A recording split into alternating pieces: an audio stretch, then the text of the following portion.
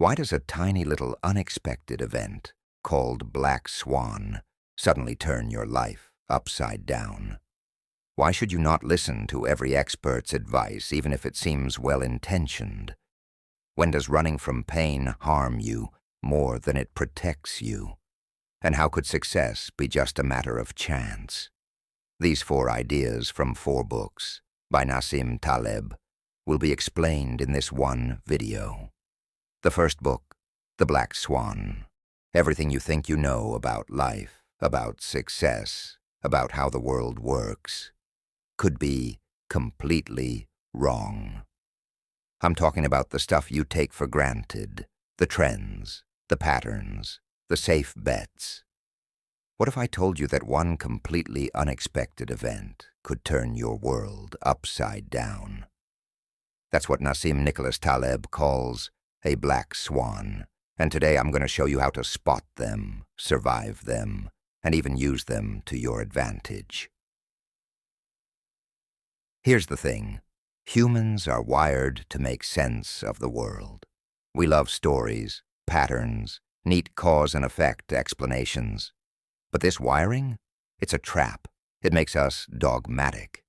Once we think we know how things work, we cling to that belief. Think about it. Just 200 years ago, doctors treated colds with leeches and snake venom. Sounds insane, right? But at the time, they were convinced they were right. That's how easy it is to miss what's really happening because your mind is stuck in a narrative that seems logical. Taleb calls these blind spots black swans, events you don't expect because your perspective is too narrow. Like discovering black swans when everyone assumed swans were white. Suddenly your whole framework is wrong. Now let's make this real for you. Imagine betting all your money on a horse, thinking it's a guaranteed winner. But at the race, it refuses to run. That's a black swan hitting you where it hurts most. Some people survive this. The horse's owner, for instance, had insider info. He knew the horse might protest. Just a tiny piece of knowledge changed everything. That's the key. Your exposure to black swans depends on what you know. And more importantly, what you don't know. Black swans don't just hit individuals. They hit societies too. Copernicus discovered the Earth wasn't the center of the universe. This shook religion, philosophy, even politics. One revelation, one black swan, transformed the course of history. Here's why you keep getting blindsided. 1. The turkey problem. If you've been fed and safe for years, you'll assume tomorrow will be the same. Until, surprise, Thanksgiving comes, and you're in the oven. Using the past to predict the future? Dangerous. 2. Confirmation bias. You only search for info that confirms what you already believe. Climate change denier. You'll hunt for evidence that confirms your bias, not the truth. 3. Narrative fallacy. Your brain craves stories, so it forces events into neat cause and effect chains. But reality isn't linear. It's messy, chaotic, unpredictable. 4. Misunderstanding. Scalability. Some things are scalable, wealth, online sales, and can explode beyond expectations. Treating them like normal, limited variables, you'll underestimate risks and opportunities. So, how do you survive, or even thrive, in a world full of black swans? Taleb gives us a roadmap. Question, because. Don't accept easy explanations. Multiple possibilities exist. Keep your mind flexible. Know what you don't know. Don't just rely on what you already understand. Seek out your blind spots. The more aware you are of your ignorance, the less likely a black swan can destroy you. Be humble with predictions. Life is chaotic. You can't calculate every risk, but you can design for it. Spread your bets, prepare for surprises, and don't get trapped in overconfidence. Taleb uses poker as an example. The best players aren't just focused on their own cards. They think about what they don't know, the strategies, the stakes, the unknowns of their opponents. That's exactly what you need to do with life. Here's the takeaway. Life is full of black swans, but the smart move isn't predicting them. It's surviving and using them. Start thinking critically, question your narratives, and constantly check what you don't know. Tomorrow, something could happen that blows everything you think you know out of the water. But if you train yourself to see uncertainty as an opportunity, you won't just survive, you might even profit from it. So here's my challenge to you. Today, identify one belief you hold as absolute. Question it. Look for what you don't know about it. That's how you start thinking like someone who's ready for the unexpected, ready for life's black swans. The second book, Skin in the Game. What if you know that most of the people giving you advice have nothing to lose if you fail? Your banker, your boss, even your doctor. And what if the real reason society feels unfair isn't inequality, but something much deeper? There's a single principle that explains why some rich people are admired and others are hated, why tiny minorities quietly control entire societies, why corporations own your identity, and why the wealthy are often the easiest to manipulate. It's called skin in the game, and once you see it, you can't unsee it. In every interaction, two forces are at play. 1. Information asymmetry, who knows more? 2. Risk asymmetry, who has more to lose? We obsess over expertise, but almost never ask, what happens to this person if they're wrong? If your financial advisor loses your money, do they lose theirs? If your CEO destroys the company, does she suffer? If your doctor chooses the wrong treatment, is their risk equal to yours? This is the hidden layer beneath every human transaction, and once you start asking that question, the world becomes disturbingly clear. There's an old Roman story. A group of fishermen caught turtles. They cooked them. They were inedible. Then a god passed by, and instead of admitting their mistake, they tried to serve him the disaster. He forced them to eat it. Lesson: if you sell something you wouldn't consume yourself, you're not giving advice. You're offloading risk. Modern traders do this every day. They sell bad stocks. They frame desperation as opportunity. They disguise sales as guidance. Legally acceptable? Often yes. Ethically symmetrical? Not even close. Islamic law even has a word for this imbalance: gharar. When one side has too much hidden knowledge. Because fairness isn't just about legality. It's about shared exposure to consequences. Here's where it gets strange. A rigid minority can rule an entire majority, not because they're powerful, but because they're inflexible. If just one person in a family refuses genetically modified food, the whole household buys non-GM. If a small percentage insists on halal meat, stores adjust inventory for everyone. Why? Because the majority is flexible. The minority isn't, and markets follow the rigid. Companies waste millions trying to convince the majority. They ignore the fact that a stubborn 3% can quietly dictate behavior. That's minority rule. And once you notice it, you'll see it everywhere. Let's talk about employment. Why do most people trade freedom for structure? Because companies don't just pay salaries, they build identity. Dress code, internal jokes, corporate language, after-work bonding. They create psychological skin in the game. You're not just leaving a job if you quit. You're losing status, belonging, routine, social structure. Freelancers have flexibility, employees have identity, and identity is harder to abandon than money. You think you're choosing stability. Often you're choosing conditioning. Society doesn't hate wealth. It hates wealth without visible risk. We admire entrepreneurs, celebrities, creators. Why? We assume they risked something. But bureaucrats, executives, bankers, high reward, perceived low personal exposure. If they fail, shareholders suffer. They still get bonuses. Fairness, psychologically, isn't about equality. It's about proportional risk, big reward, acceptable, small risk, big reward, resented. That instinct is deeply wired into us. Imagine choosing between two surgeons. One looks perfect, polished, elegant, impressive. The other looks rough, unpolished. Who do you pick? If both are successful, the second likely overcame bias, which means competence had to outweigh appearance. In medicine, outcomes are brutal and real. Mistakes cost lives. Lawsuits follow.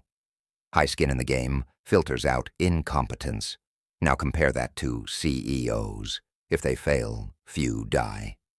Bonuses often remain, so selection becomes about image, not performance. Less risk, more theater. Here's the twist. Having too much money reduces your skin in the game.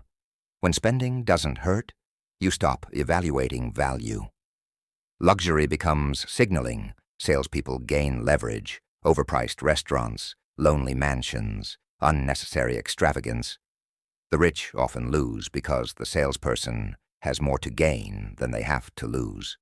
No exposure, no precision. So here's the rule. When analyzing any situation, stop asking who is smart. Start asking who has more information, who has more to lose, who suffers if this goes wrong. That is the real structure beneath power, money, politics, medicine, and relationships. If you want better outcomes in your life, only trust advice from people who bleed when you bleed. That's skin in the game. And once you start thinking this way, you'll never evaluate people the same again. The third book, Anti-Fragile.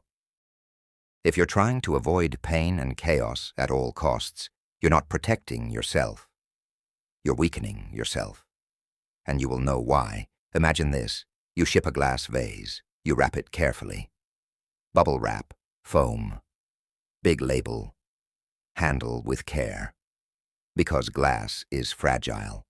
Now imagine sending something with a label that says, "Please handle roughly." That sounds insane, right? But what if I told you that the strongest systems in the world, evolution, your muscles, the economy, even your success, actually need stress to grow? What if trying to avoid shocks is the very thing making you weak? Today we're talking about a powerful idea called anti-fragility from the book of Nassim Taleb, Anti-Fragile. And if you understand this, you'll stop fearing chaos and start using it. When you exercise, what happens? You damage your muscles, tiny tears. Your body overcompensates. It rebuilds stronger. No stress, no growth.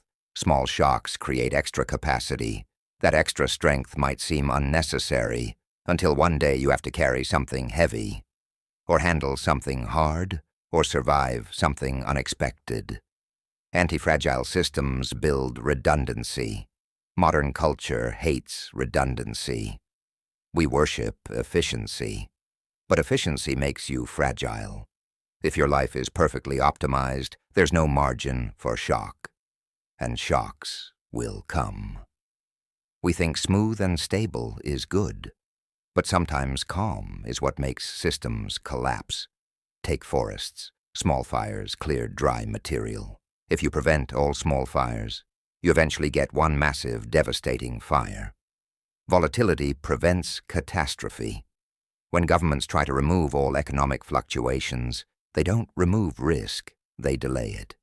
And when it explodes, it's worse. Tranquility often creates fragility. That's uncomfortable, but it's real. Imagine a turkey. Every day the farmer feeds it. Life is good. From the turkey's perspective, the future looks bright. Until Thanksgiving. The turkey predicted the future based on the past. Humans do this constantly. We assume the worst thing we've seen is the worst thing possible. We design plans based on limited history. Then something bigger happens. We get shocked. The lesson: don't predict, prepare. Here's the shift. You don't need to understand the entire system. You just need options. In finance, this is called an option. You have the opportunity to act, not the obligation. If things go well, you benefit. If not, you walk away. You can design your life this way. Examples: develop multiple skills. Build multiple income streams. Keep your expenses low. Maintain relationships. Stay flexible. Options create anti-fragility. Squeezes destroy it. A squeeze is when you have no choice. You must act, whatever the cost. Like needing a last-minute flight with no alternative. The bigger and more rigid you are, the harder the squeeze. Here's a practical strategy. Imagine a barbell, heavy weight on one side, heavy weight on the other, nothing in the middle. In life, that means 90% safe, 10% risky. Example: in money, keep most of your assets secure. Use a small portion for high-risk, high-reward opportunities. If the risky part fails, you survive. If it succeeds, you win big. Compare that to someone who puts 100% in medium risk. They can lose everything. Anti-fragility isn't about being reckless. It's about asymmetric risk, limited downside, unlimited upside. Here's something controversial. Be careful who you listen to. Many experts make predictions without consequences. If they're wrong, nothing happens to them. They have no skin in the game, but you do. So instead of asking what experts say, ask, where are they putting their own money? What are they personally risking? Anti-fragility requires accountability. If someone benefits when they're right, but loses nothing when they're wrong, they're anti-fragile at your expense. Let's bring this to you. To become anti-fragile. 1. Stop trying to eliminate stress completely. 2. Seek small, manageable challenges. 3. Avoid catastrophic risks. 4. Create options. 5. Reduce dependence on one single outcome. 6. Build capacity beyond what you currently need. Small discomfort now prevents massive pain later. Avoiding all stress is a slippery slope toward weakness. And once life hits hard, it always does, you won't have built the muscle to handle it. Anti-fragility is why progress happens. It's why amateurs tinkering created revolutions. It's why trial and error beats theory. It's why chaos is not always your enemy. The world is volatile. You can't remove that. You can either try to control everything and become fragile, or design your life to gain from disorder. One breaks, the other grows. If this changed how you see stress, chaos, or even failure, subscribe. Because on this channel, we don't just consume ideas, we weaponize them. And next time life hits you with something unexpected, instead of asking, why is this happening to me? Ask, how can I use this?